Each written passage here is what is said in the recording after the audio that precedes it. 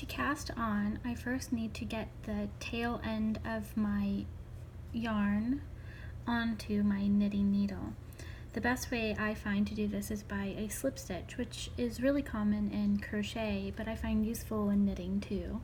So to do this, I make a circle by wrapping the tail end of my yarn around my fingers with the tail in front of the working part. And I take the tail and I wrap it behind the circle. So it kind of looks like a pretzel. I just hold it in place to take my knitting needle.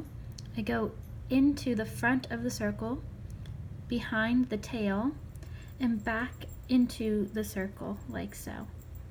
And then I just pull that onto my knitting needle. And I count that as my first cast on stitch. There's a lot of different ways to cast on. I find it easiest to take my working end of my yarn, wrap it around my thumb, and just put my knitting needle into the working yarn on my thumb and just let it slip off and onto my knitting needle. And then I count that as my second stitch.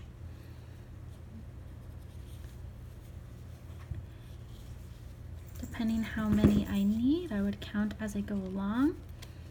But this method makes it very easy to just cast on your stitches quickly.